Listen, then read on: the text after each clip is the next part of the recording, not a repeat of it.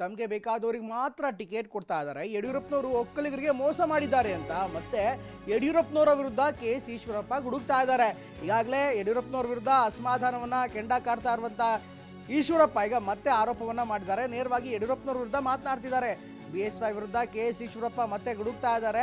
ಪ್ರತಿ ಬಾರಿ ಕೂಡ ಇದೇ ರೀತಿ ಮೋಸ ಆಗ್ತಾ ಇದೆ ಅಂತ ಶಿವಮೊಗ್ಗದಲ್ಲಿ ಸುದ್ದಿಗೋಷ್ಠಿ ನಡೆಸಿದಂತ ಈಶ್ವರಪ್ಪ ವಾಗ್ದಾಳಿಯನ್ನ ಮಾಡಿದ್ದಾರೆ. ಪಕ್ಷ ನಿಷ್ಠರಿಗೆ ಟಿಕೆಟ್ ಕೊಟ್ಟಿಲ್ಲ ಅನ್ನೋ ಆಪಾದನೆ ಇದೆ. ಯಡಿಯೂರಪ್ಪ ವಿಜಯೇಂದ್ರ ಮೇಲೆ ಆರೋಪವಿದೆ. DVS CT ರವಿ ಪ್ರತಾಪ್ ಸಿಂಹಗೆ ಟಿಕೆಟ್ ಕೊಟ್ಟಿಲ್ಲ ಅನ್ನುವಂಥ ಮಾತನ್ನ ಈಗ ಮತ್ತೆ ಹೇಳ್ತಾ ಇದ್ದಾರೆ. ಸದಾನಂದ ಗೌಡರಿಗೆ ಟಿಕೆಟ್ ಮಿಸ್ ಆಯಿತು, CT ರವಿಗೆ ಟಿಕೆಟ್ ಮಿಸ್ ಆಯಿತು, ಪ್ರತಾಪ್ ಸಿಂಹ ಅವರಿಗೂ ಟಿಕೆಟ್ ಕೊಟ್ಟಿಲ್ಲ. ಪ್ರಕಾರ ಹಿಂದುತ್ವವಾದಿಗಳಿಗೆ ಯಾಕೆ ಟಿಕೆಟ್ ಕೊಟ್ಟಿಲ್ಲ ಅಂತ ಮತ್ತೆ ಪ್ರಶ್ನೆ ಮಾಡಿದ್ದಾರೆ. ಇದೇ ವೇಳೆ ನಾಳೆಯೇ ನಾನು ನಾಮಪತ್ರ ಸಲ್ಲಿಸ್ತೇನೆ ಅನ್ನುವಂಥ ಮಾತನ್ನ ಇದೇ ಸಂದರ್ಭದಲ್ಲಿ ಹೇಳಿದ್ದಾರೆ. ತಮ್ಮಿಗೆ ಬೇಕಾದರೂ ಮಾತ್ರ ಟಿಕೆಟ್ ಕೊಟ್ಟಿದ್ದಾರೆ, ಪಕ್ಷನಿಷ್ಠರಿಗೆ ಟಿಕೆಟ್ ಕೊಟ್ಟಿಲ್ಲ ಅನ್ನೋಂಥ ಆಪಾದನೆ ಯಡಿಯೂರಪ್ಪನ ಮೇಲೆ ಮತ್ತು ಯಡಿಯೂರಪ್ಪನ ಮಗ ವಿಜೇಂದ್ರ ರಾಜ್ಯ BJP ಅಧ್ಯಕ್ಷ ಅವ್ರ ಮೇಲೂ ಕೂಡ ಆಪಾದನೆ ಇದೆ.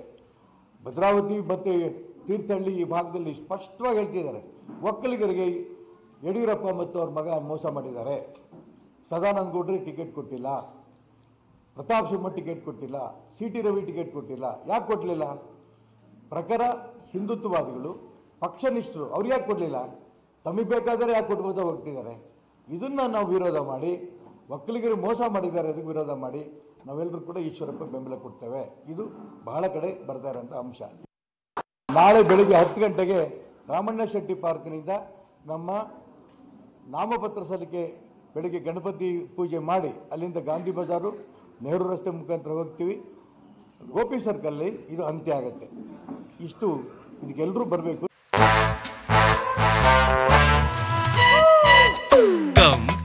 Come my love, please don't say no baby. Come my love. V-Guard ನ air coolers extra large cooling pad ನೊಂದಿಗೆ ಇದು ಎಂತೆಂಥವರನ್ನು ಕೂಲ್ ಆಗಿಸುತ್ತೆ. V-Guard air coolers, long lasting cooling. ಪ್ರಾರ್ಥನೆ ಮಾಡ್ತಾರೆ. ಇನ್ನು ಮೋದಿ ಫೋಟೋ ಬಳಕೆ ವಿಚಾರವಾಗಿ ಈಶ್ವರಪ್ಪ ಮತ್ತು BJP ನಾಯಕರ ನಡುವೆ ತಿಕ್ಕಾಟ ತುಂಬಾ ಜೋರಾಗ್ತಾ ಇದೆ. ಈಗ ಮತ್ತೆ ಪ್ರಶ್ನೆ ಮಾಡಿದ್ದಾರೆ ಈಶ್ವರಪ್ಪನವರು, ಮೋದಿ ಫೋಟೋ ಹಾಕಬೇಡಿ ಅನ್ನೋದಕ್ಕೆ ಅವ್ರು ಯಾರು ಅನ್ನುವಂಥ ಪ್ರಶ್ನೆಯನ್ನ ಕೇಳಿದ್ದಾರೆ. ರಾಘವೇಂದ್ರ ವಿರುದ್ಧ ಮತ್ತೆ ಗುಡುಗಿದ KS ಈಶ್ವರಪ್ಪನವರು ಮತ್ತೆ ಮೋದಿ ಫೋಟೋದ ವಿಚಾರವಾಗಿ ಮಾತನಾಡಿದ್ದಾರೆ. ಮೋದಿ ಫೋಟೋ ಇಲ್ಲದೆ BSY ಪ್ರಚಾರ ಮಾಡಲಿ ಅಂತ ಅವ್ರಿಗೇನೆ ತಿರುಗೇಟನ್ನ ಕೊಟ್ಟಿದ್ದಾರೆ. ಮೋದಿ ಫೋಟೋ ಇಲ್ಲದೆ ಅವರು ಪ್ರಚಾರಕ್ಕೆ ಹೋಗ್ಲಿ, ನೋಡೋಣ.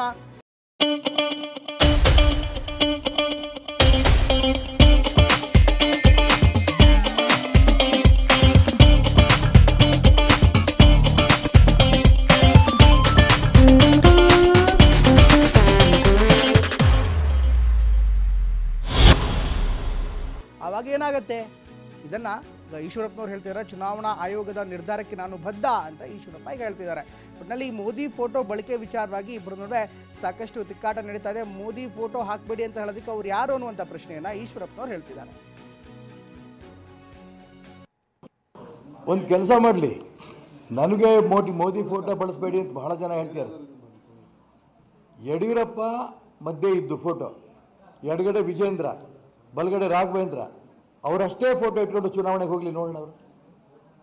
ಅವ್ರನ್ನ ನರೇಂದ್ರ ಮೋದಿ ಫೋಟೋ ಬಿಟ್ಬಿಟ್ಟು ಚುನಾವಣೆಗೆ ಇಳೀಲಿ ನೋಡೋಣ. ಅವರು KGP ಕಟ್ಕೊಂಡು ಇದನ್ನೆಲ್ಲ ಬಿಟ್ಟು ಇಡೀ ರಾಜ್ಯದಲ್ಲಿ 224 ಸೀಟಲ್ಲಿ 6 ಸೀಟ್ ಗೆದ್ದಿದ್ದು. ಅರ್ಥ ಆಯ್ತಾ?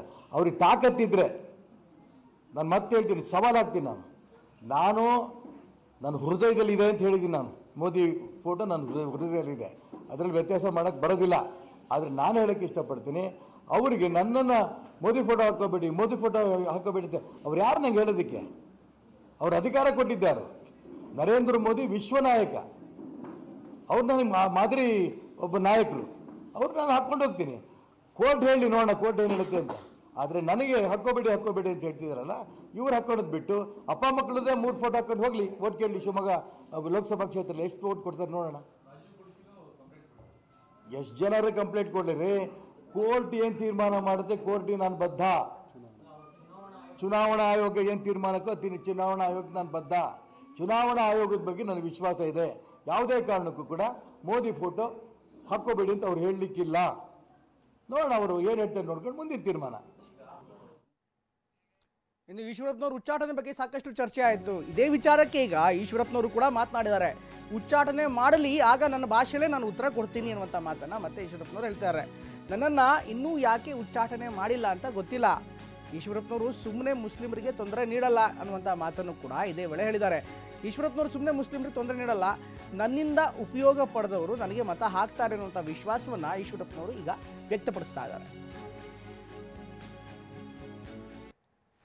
ಅಲ್ಲ ರೀ, ನೋ, ಯಾವ ಪಕ್ಷದಿಂದ ಉಚ್ಚಾಟನೆ ಇಲ್ಲಿ ತನಕ ಯಾಕೆ ಮಾತು ಮಾಡಿಲ್ಲ ನಂಗೆ ಗೊತ್ತಿಲ್ಲ. ನಾನಾಗಲೇ 100 ಬಾರಿ ಹೇಳಿದ್ದೀನಿ, ನಾನು ನಿಲ್ತೀನಿ ಅಂತ. ಇಷ್ಟೊಳಗೆ ಮಾಡಬೇಕಿತ್ತು, ಯಾಕೆ ಮಾಡಿಲ್ಲ ಗೊತ್ತಿಲ್ಲ. ಅವ್ರು ಉಚ್ಚಾಟನೆ ಮಾಡಲಿ ಅಂತ ನನಗೂ ಅಪೇಕ್ಷೆ.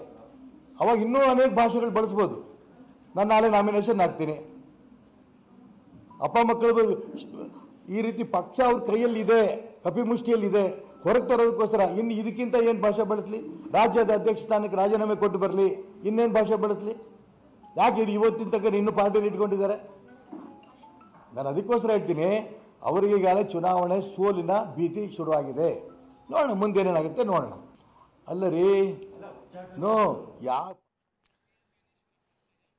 ಈಶ್ವರಪ್ಪ ಅವರ ಮಾತಿಗೆ ಯಡಿಯೂರಪ್ಪನವರು ಕೂಡ ರಿಯಾಕ್ಷನ್ ಕೇಳ್ತಾ ಇದ್ದಾರೆ. ಇನ್ಫ್ಯಾಕ್ಟ್ ಆದರೆ ಯಡಿಯೂರಪ್ಪನವರು ಈ ರಿಯಾಕ್ಷನನ್ನು ಅಷ್ಟಾಗಿ ಕೊಡ್ತಾ ಇಲ್ಲ. ಈಶ್ವರಪ್ಪನವರು ಸ್ಪರ್ಧೆ ವಿಚಾರಕ್ಕೆ ಹೆಚ್ಚಿನ ಪ್ರತಿಕ್ರಿಯೆ ನೀಡಲ್ಲ, ಅದು ಅವರ ವೈಯಕ್ತಿಕ ನಿರ್ಧಾರ, ನಾನೇನು ಪ್ರತಿಕ್ರಿಯೆ ಕೊಡಲ್ಲ ಅನ್ನುವಂಥ ಮಾತನ್ನು ಯಡಿಯೂರಪ್ಪನವರು ಈಗ ಬೆಂಗಳೂರಿನಲ್ಲಿ ಹೇಳ್ತಿದ್ದಾರೆ. ಒಟ್ಟಿನಲ್ಲಿ ಇವರಿಬ್ಬರ ನಡುವೆ ಸಮರ ಆಗ್ತಾ ಇದ್ರು ಕೂಡ ಯಡಿಯೂರಪ್ಪನವರು ಈಶ್ವರಪ್ಪನವ್ರ ಬಗ್ಗೆ ಯಾವುದೇ ಕಾಮೆಂಟ್ ಮಾಡೋದ್ರಿಂದ ಸ್ವಲ್ಪ ದೂರನೇ ಇದ್ದಾರೆ.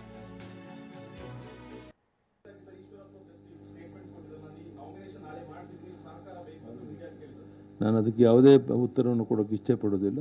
ಅದು ಸ್ವಂತ ಅವರ ಅಪೇಕ್ಷೆ ಏನಿದೆಯೋ ಅದು ಮಾಡಲಿ. ನಾವು ಅದು ಯಾವುದ್ರ ಬಗ್ಗೆನೂ ತಲೆ ಕೆಡಿಸ್ಕೊಳ್ಳೋಕೆ ಹೋಗೋದಿಲ್ಲ. ಆ ಬಗ್ಗೆ ಹೆಚ್ಚು ಮಾತನಾಡೋಕ್ಕೂ ನಾನು ಇಷ್ಟಪಡೋದು.